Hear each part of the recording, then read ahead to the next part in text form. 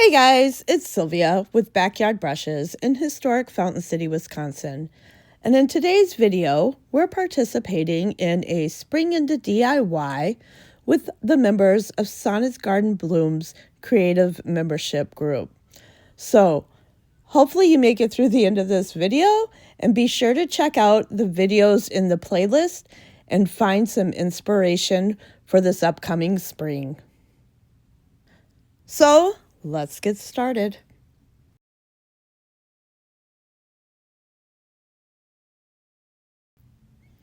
Project 1, I'm actually using this wood cutout I found at our local dollar store. And if you know me, I love my spindles. So I'm always looking for projects I can use for my spindles. First, I'm just going to paint the butterfly white and let it dry. Whenever I'm decoupaging, I try to use a light color underneath. It really helps the paint or the colors pop through. I do apologize. For some reason, I didn't push record, so I didn't get the decoupage method on video. I used Roy Cycle's burlap rose paper, and I applied it to the butterfly using liquid patina by DIY. I then cut one of the spindles down in my stash, and I actually took the back of the spindle and I put it up against the electric sander to give it kind of a flat surface to adhere later. I then painted it Sunset Yellow by Fusion, grabbed some Vaseline, and applied Vaseline randomly over the dried yellow paint. And the reason I'm using the petroleum jelly or the Vaseline is when I apply it and then I apply paint on top of it, paint doesn't adhere well to the Vaseline. So it gives it a nice rustic effect when I sand it off. It's one of my favorite methods for getting some rusty, crusty, well, not rusty, but a nice vintage distressed look. Next, I'm using Elderberry by Fusion Mineral Paint, and I'm going over the spindle on top of the Vaseline, and I'm just giving it one full coat of the mineral paint. What's nice about the mineral paint is it usually only takes one coat, and it's self-sealing, so you don't have to seal it afterwards. Once my spindle is completely coated and dry, I grab my hand sander and I just go and give it a light sanding. Gives it a nice distressed look. And I did decide to give it a coat of Big Top just because it was distressed to help kind of keep it from peeling further.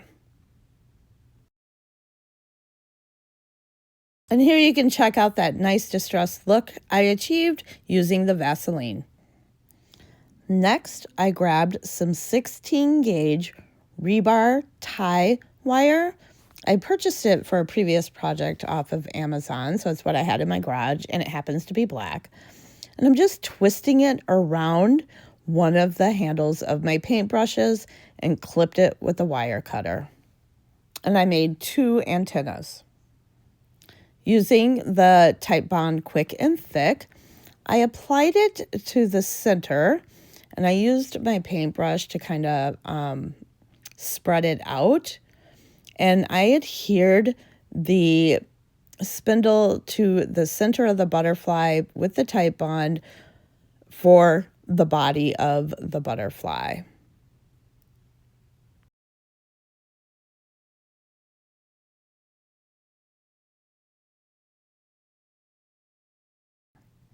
Next, I took my drill and I attached a D-ring to the back so that it could be hung.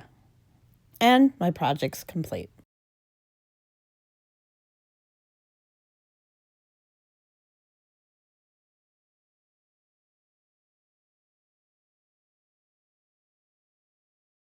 For project 2, I'm using this wood square frame that I received from Cindy at CNC DIY Factory. I thought it'd be perfect for the napkin. In order to separate the napkin, I just put some liquid patina on my fingers and I smush it a little bit in the corners with my fingers, and it starts to peel apart, and I can peel that napkin right off the layers. Using Rust-Oleum chalk paint, I'm just going to give the back square of that frame a quick covering so that when I adhere the napkin, it'll have that brighter base underneath that helps your decoupage picture pop right out. Once that paint is dry, I'm grabbing a texture stamp by IOD, and I apologize, I can never remember the name of those stamps. However, I do use these texture stamps all the time. There's 4 of them on a 112 by 12. So I'm just going to juice up my stamp with some permanent ink.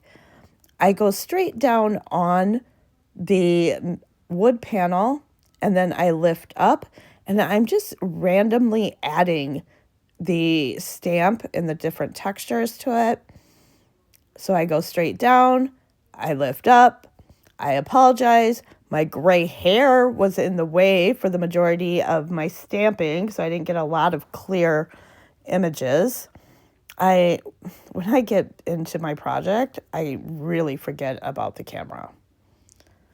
Next, I'm going to grab some liquid patina by DIY, and it has become one of my favorite decoupage mediums. I'm just going to lightly apply that on the wood surface over the ink. I'm going to grab the napkin, and I'm just going to adhere it right straight on to the square.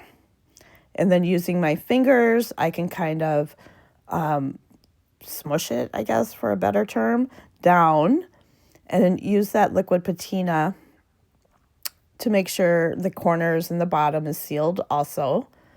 I don't get much wrinkles even with the napkins. However, if I did get the wrinkles, I can use the parchment paper and then the iron, my little heat press over it.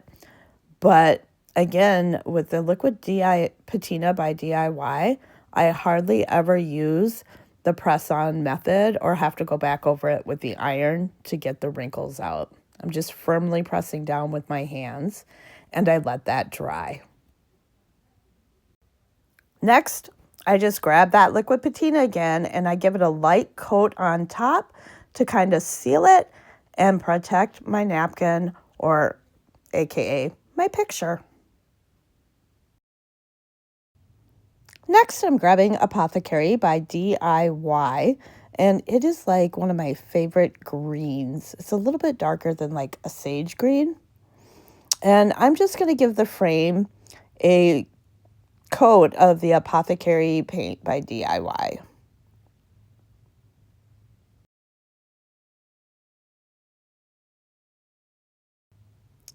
Once my frame is fully coated and dried, I'm going to grab the Vaseline again, or the petroleum jelly, and I'm just going to randomly brush some Vaseline around the frame.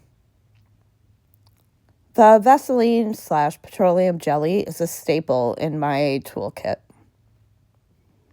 Next, I'm grabbing Bohemian Blue by DIY, and I'm just going to go over the whole frame on top of the petroleum jelly in the Apothecary and just give it a full coat of the Bohemian Blue.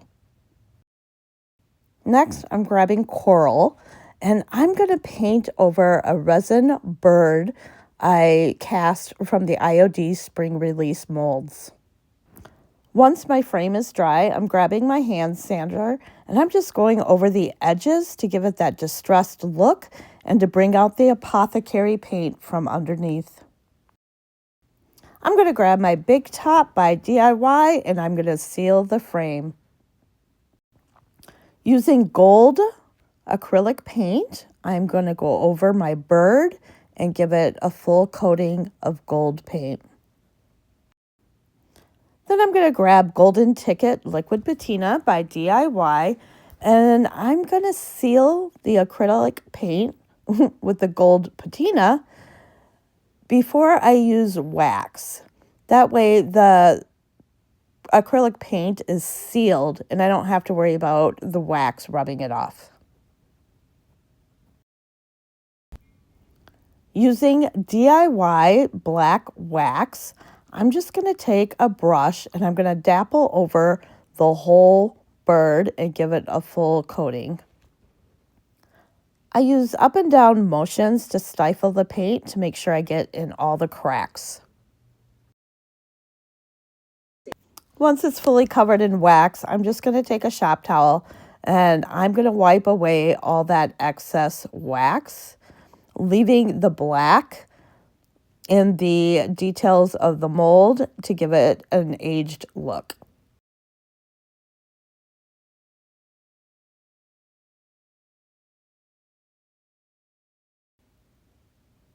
Using Type Bond Thick and Quick, I'm going to go through the inner edges of this frame, which is probably hard to tell. So what's really nice about these frames from CNC DIY Factory is the backing where my bird picture is. It just fits right into that frame. It just nestles right in nicely. So I just grab my backing with the birds and I just snap it right on in. I press down so that the glue can seal. I grab the Bohemian Blue by DIY and I just go over the back of the frame to pull it all together for a finished look. And then I top it off with some DIY Big Top. Once it's completely dry, I'm going to take my little antique gold bird and I'm going to grab that Type Bond Thick and Quick and I'm going to glue my bird right to the frame.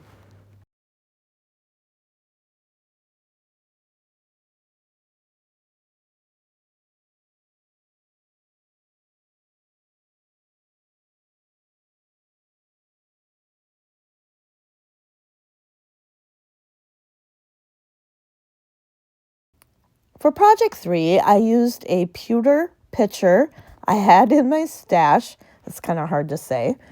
And I grabbed my Farm Fresh by DIY and I gave it a coat of the Farm Fresh. And it did need a second coat in order to get full coverage of the pitcher. Once the pitcher was covered, I did have to give it a full coat of DIY Big Top. Once that dried, I then gave another coat on the side of the pitcher so that I could attempt a rose inlay from IOD.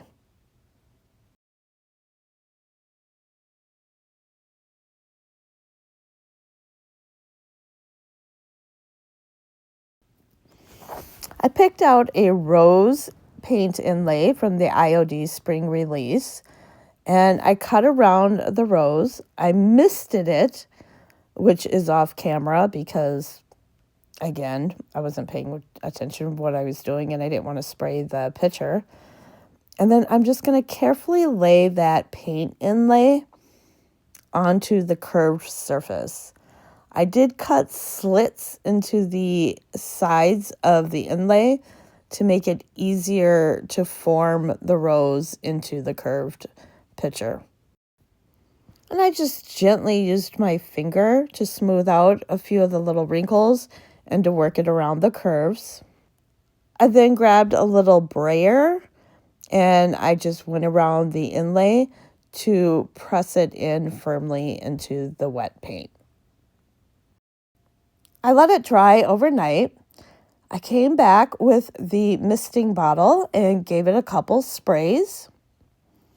Then, using a baby wipe, I absorbed the excess water and was able to make sure that the whole inlay was damp. And I just gently went around the whole inlay with the baby wipe, making sure it was all covered and not dripping.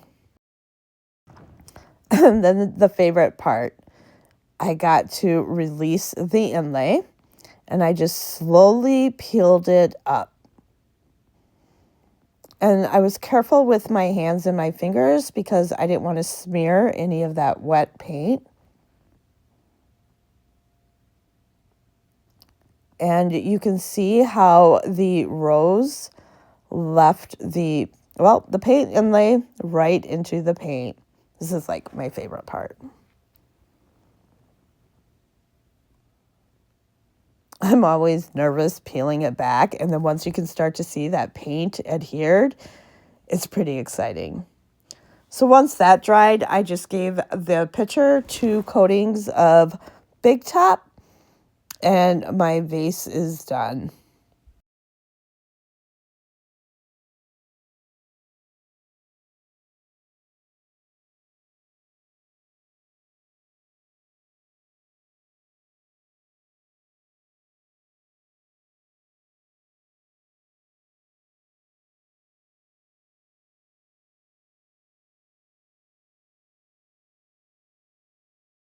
Okay, guys, which project did you like best? For me, I liked the picture only because I'm still learning how to use the inlays. I was really intimidated by them first, and they're not as hard as I thought. So I am enjoying that challenge. I do want to say a special thank you to Cindy from cncdiyfactory.com for giving us those frames. I've already placed an order for some more frames because I like the way the backing works. Except I learned on our live last week that there's actually a tool we can use to adhere the backing, but the Type Bond glue works well for me too. I also want to say to make sure you check out the other videos. I'm a member of Sonnet's Garden Blooms creative membership, and this video is part of a collaboration for springing into DIY with a bunch of us creators that are members of the group. So make sure to hit those. The playlist, they're all linked down below, and follow the videos. And if you found this video inspiration, please hit subscribe below and follow along on my creative journey. Thank you. Till next week.